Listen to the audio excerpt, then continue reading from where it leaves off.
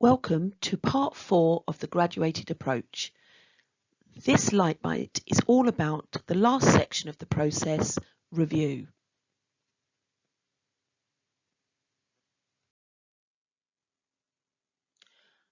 Review is the final stage of the graduated approach. This is when we look back at the individual education plan and the work we've provided for the child. So why do we do this? When do we do it? And who needs to be involved? We need to make sure that parents have been given clear information in all stages of the graduated approach, but we need to make sure that they have the information that helps them participate in the review stage. We also need to gather the child's views. Have they enjoyed the work that we've done with them? How do we know that they have? We need to make comments on whether the support has helped the child make progress.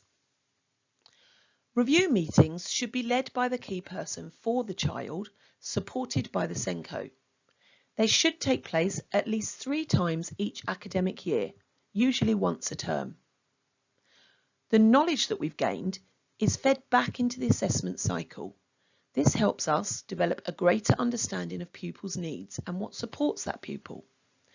How we set new aims and outcomes, if appropriate, or agree what child's needs could be met through high quality teaching and planning. And we need to break down if there are any unmet outcomes that the child hasn't been able to meet. Then we need to decide what we're going to do next. As part of the review, we decide one of 2 pathways that we're going to take for the child we've been working with. If the child has been making progress and has met their outcomes, we can now decide to take the child off an individual education plan and revert back to delivering support for the child as part of our universal high quality teaching. However, if the child has not met all of the targets that we've set for them and we are setting new ones or progress has been slower than expected, we might need to review and consider new targets. And we also need to look at what other support the child might need now. Let's look at this on the graduated approach diagram that we've been using throughout the sections. As you can see, the graduated approach is a cycle.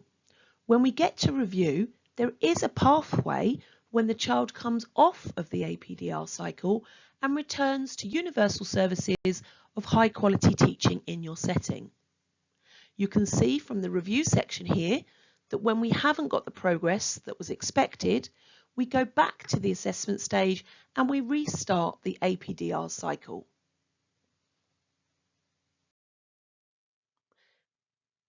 This slide is depicting the Hertfordshire SEND support pyramid. This is how we group children in tiers in Hertfordshire to receive different levels of support from the early years SEND teams. As you'll see in tier 1, we have high quality teaching and we have our partnership with parents and carers and our delivery of our universal offer in our settings. When we move to tier 2, this is where we're starting to look at raised concerns and we're starting the assess, plan, do, review cycle.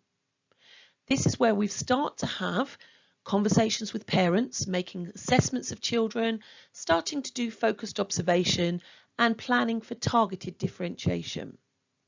In this tier is where we start to develop the individual education or learning plan or SEND support plan that you might call it in your setting. In tier 3, 4 and 5 is where we start to look at specialist advice from outside agencies. We will be discussing how we access these supports in the further slides. What we need to point out to you in this slide is that the inclusion development officers will usually support you from tier 2. When we look at tier 3, 4 and 5, we would be looking for referrals on for specialist advice, both from Hertfordshire's education team and external agencies like health or the family centres. We need to point out on this slide that a child who is in receipt of an education healthcare plan is in tier 5, and this is for very few children with the most significant needs. Tier 2 support. If you have a child in your setting who has emerging additional needs, or a child that already has a SEND support plan and would benefit from additional advice and guidance, you can now access telephone, virtual, or an on-site consultation with an Inclusion Development Officer. This would be for one individual child. To access this support, you would complete a condensed referral form requesting a Tier 2 consultation. You need to provide a child detail, the summary of their strengths and their needs, and parental consent. If you have already started the Assess Plan Do review process, the IDO will discuss this with you during the consultation. You submit one form per child, and then the IDO is allocated a time to come and speak and provide you with advice on this child. Additional Tier 2 support can be gained by calling the Early Years Advice Line. This number is available on Wednesday mornings between 9 and 12 and Thursday afternoons between 1 and 4. You can call the number and speak to a specialist advisory teacher who can discuss an individual child with you. The number to call is 01442 453 920. Tier 3 support. At Tier 3, you can access a telephone or virtual consultation with a specialist advisory teacher. This is for a child with an established SEND support plan or an individual education plan and who you have already completed a full cycle of Assess Plan Do review. This could also be for a child who is new to your setting and who is functioning considerably below age-related expectations and with pronounced delay in learning across their prime areas. To access a Tier 3 consultation, you need to complete a condensed referral form, either for a cohort or setting support. For an individual child, you would need to include the child's details, a summary of their strengths and needs, and parental consent. You would need to complete individual referrals for each child if you are requesting a consultation for multiple learners. However, at Tier 3, you could also request a cohort consultation. That may be where you have a few children with similar needs across your setting and you might want advice for the setting in general, in which case you would complete the form for a cohort support and you would not need to include individual children's details. Tier 4 and 5 support. When a child has an established SEND support plan in place and has completed 2 or more cycles of Assess Plan Do and Review, a specialist advisory teacher can provide advice and guidance to support child's progress. Specialist advisory teachers can also support settings to implement provision within a child's education and healthcare plan. Tier 4 and 5 may also include support from an early years inclusion specialist who models specialist strategies recommended by the teacher. Support at Tier 5 follows a similar format to Tier 4. However, at Tier 5, interventions are ongoing and support might be provided until the child receives reception or Key Stage 1, depending on their needs. If a child is under the age of 3, they will also be offered a place at our Early Years Specialist Development Centre. To access Tier 4 and 5 support, a setting would need to complete a full referral form, including all of the Assess Plan Do review documentation and reports and information from other professionals such as paediatricians or speech and language therapists. All of this information is submitted via HeartsFX email, and this goes forward to the panel for decision.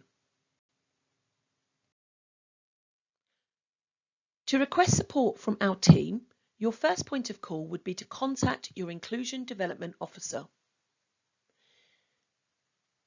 To request specific advice for an individual child, you would need to submit a single service request form with the relevant evidence where required.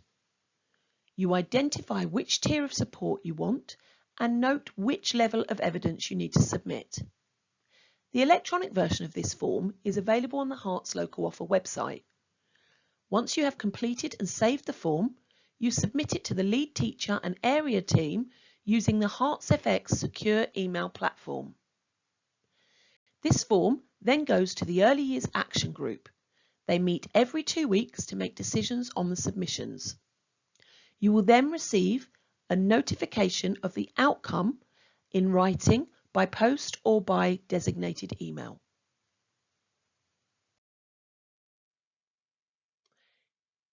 The 0 to 5 SEND Specialist Advice and Support Service is known as SEND SAS. In Hertfordshire, the early years team structure is reflected across 4 quadrants in the Hertfordshire area. There is a professional lead across the county and a specialism lead for early years. Under each quadrant, you have a lead teacher, and in each of the 4 areas, you will have specialist advisory teachers, early years inclusion specialists, the inclusion development officer, and the early years emotional wellbeing and behaviour specialists who lead on the TAB programme. As a setting, your first point of call would always be an inclusion development officer. Early years inclusion specialists and specialist advisory teachers are allocated work for children in Tier 4 and Tier 5. Inclusion development officers work at Tier 1 and Tier 2, supporting the work of the lead teacher at Tier 3.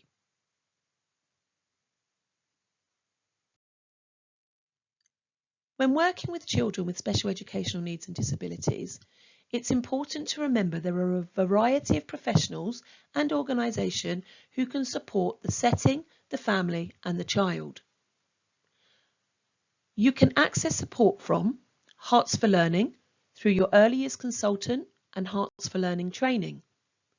In the health sector, you can access support from the Speech and Language Therapy Service, the Health Visiting Team, now known as Public Health Nurses, Occupational Therapy, Physiotherapy, General Practitioners, and the Child Development Clinics, which include the paediatricians, and family centres, where parents can access support such as baby weighing, weaning, toddler groups, advice on home safety, parenting, and much more.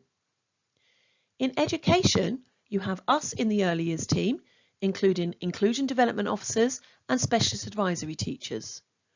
Other teams also include speech, language, communication and autism team, the physical and neurological impairment team, the visual impairment team and the hearing impairment team.